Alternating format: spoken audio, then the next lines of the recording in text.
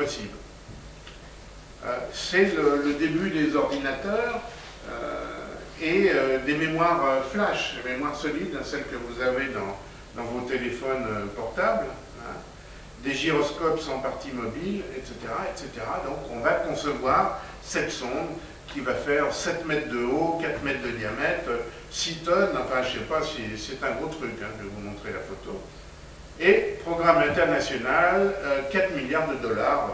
Bon, ça paraît important, c'est pas grand-chose, hein, c'est 4 jours de guerre en Irak, hein, bon, quand on y pense. Hein, mais c'est un prodige de navigation spatiale. Parce que, évidemment, pour atteindre Saturne, si on voulait y aller directement, il faudrait des réservoirs chimiques énormes et on ne serait pas capable de lancer une sonde sur une fusée avec ça. Donc il a fallu tricher et utiliser la gravitation de M. Newton. C'est ce qu'on appelle l'assistance gravitationnelle. On va faire des manœuvres et s'approcher de planètes comme Vénus ou Jupiter, et en s'approchant assez près, on va leur prendre un petit peu de leur énergie, on va leur prendre une partie de leur moment cinétique. Alors évidemment, pour ceux qui n'ont pas fait de maths, ils ne comprennent pas ce que ça veut dire, mais c'est un effet de fronde, c'est-à-dire en vous approchant très près d'une planète qui tourne, eh bien, il se trouve que cette planète vous communique un peu de son élan. Et alors évidemment, comme Jupiter est la plus grosse planète du système solaire, il faut toujours passer par Jupiter, parce que c'est elle qui va vous donner le maximum de punch pour partir. Si bien qu'on va y aller dans un temps relativement court, relativement entre guillemets, 7 ans. Ah oui, 7 ans.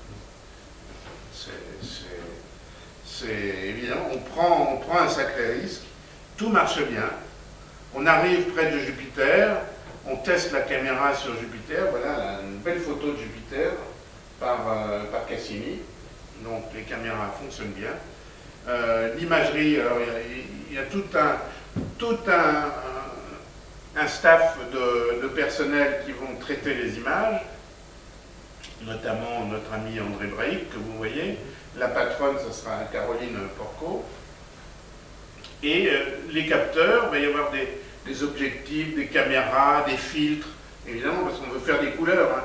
Les photos de base, en astronomie, c'est toujours du noir et blanc. Hein. Ensuite, on fait passer dans des filtres pour avoir des informations couleurs. Voilà. Alors, les caméras CCD, vous allez rigoler, hein, c'était 1 million de pixels.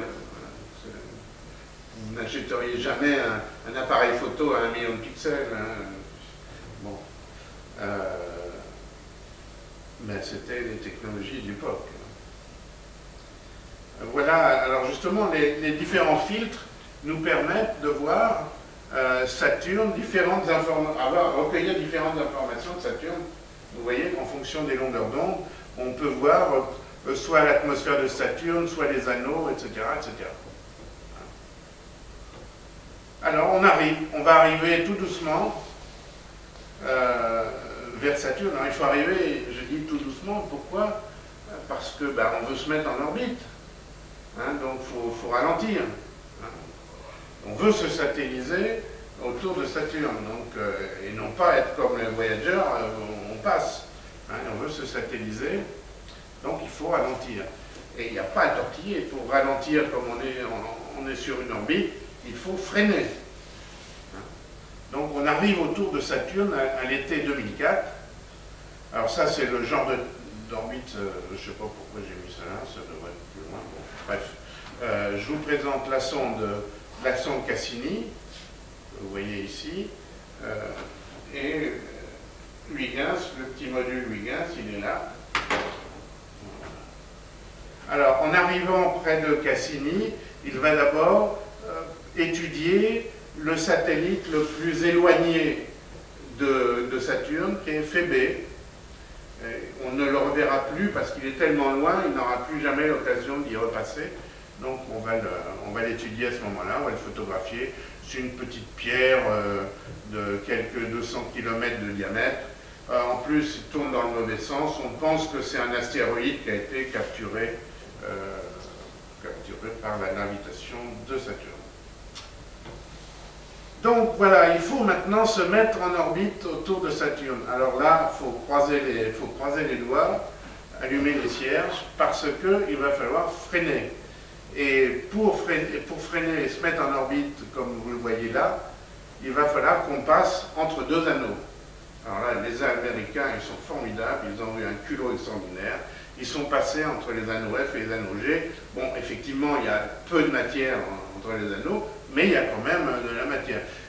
Pour être honnête, ils ont quand même eu peur, donc ils ont retourné la sonde pour ne pas exposer les caméras à des possibilités de petits chocs avec des micrométéorites. Et en fait, il y a eu pas mal de petits chocs, on les a entendus, on les a mesurés. Et on doit mettre à feu le moteur principal pour freiner pendant 96 minutes. Et alors, comme nous l'expliquait Francis Recard, 1 minute de moins ou 1 minute de plus, c'est l'échec. Il fallait que ça soit exactement 96 minutes. Eh bien, ça a marché. Pendant cette orbite, pendant cette manœuvre, on va survoler les anneaux au plus près et on va se mettre en orbite. Alors voilà la sonde à laquelle ça ressemble. Hein. Vous voyez, c'est une grosse bête. Hein. Là, on s'approche de Saturne. C'est une photo originale de Cassini. Hein. Bon, pas à la plus haute résolution parce que mon PC ne le permet pas. Et on est en orbite. Alors, maintenant, on va un peu parler de Titan avant de procéder à la découverte des informations de Cassini. Titan, on le voit s'il y a des astronomes à Batop, on le voit dans un petit télescope assez facilement. Hein. Voilà quelques photos prises par nos amis de plaisir.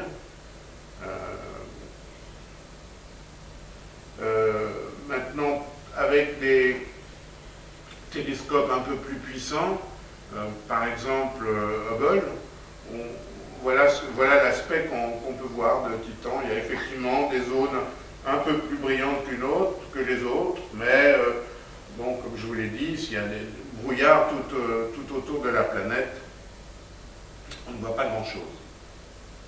Mais quand même, on est intrigué par ces variations de luminosité. C'est un peu pour ça qu'on veut aller explorer ce satellite pour essayer de comprendre pourquoi. Dans la partie droite, vous voyez différentes longueurs d'onde, différents filtres qui nous permettent de voir Titan à partir de la Terre, et là c'est mesuré au VLT. Alors ça c'est des photos de Titan prises justement par Cassini, mais on ne voit pas grand chose. Hein. Il y a surtout des nuages de méthane, les brumes, vous voyez les brumes de Titan, on voit bien qu'il y a une atmosphère quand même autour. Hein. Et ça c'est pris dans l'infrarouge, on ne voit rien. Si on ne voit rien dans le visible, on a mis en service les optiques infrarouges et on a un peu plus de détails en infrarouge, mais c'est quand même pas flagrant. Hein, donc là, on a superposé le visible et l'infrarouge. On voit bien qu'il y a quand même certains reliefs au sol. Hein. Mais bon, c'est pas... voilà, Cassini s'approche. Voilà, non, c'est pas flagrant. En fait, pour voir un peu plus de détails, il faut changer encore de longueur d'onde et passer en radar, en images radar. Les images radar, c'est qu'on envoie des ondes et on recueille la réflexion de ces ondes. La particularité de ces images radar, si on a une surface plate comme par exemple de l'eau d'un lac, la réflexion c'est tout noir. Hein. Alors voilà le genre d'information que l'on obtient. Alors on se pose des tas de questions. Est-ce qu'il y a des volcans de glace sur Titan? N'oubliez pas qu'on ne s'est pas encore posé sur Titan. Ça c'est Cassini qui est en orbite autour de Saturne et qui de temps en temps passe près de Titan et fait des photos. Et voilà, ce qu'on attend, c'est Huygens. Et voilà, le papa de la mission Huygens, c'est Jean-Pierre Le Breton, Vous l'avez peut-être vu il y a un mois, j'avais fait venir aux conférences mensuelles de la SAF, il nous avait rappelé toute cette aventure. Alors, voilà donc, à gauche, vous voyez la sonde Huygens qui est accrochée sur Cassini. Et ça, c'est le bouclier thermique, hein, évidemment, puisqu'il y a une atmosphère. Puisqu'il y a une atmosphère, il faut un bouclier thermique pour pénétrer l'atmosphère. Il va falloir même des parachutes, hein, etc.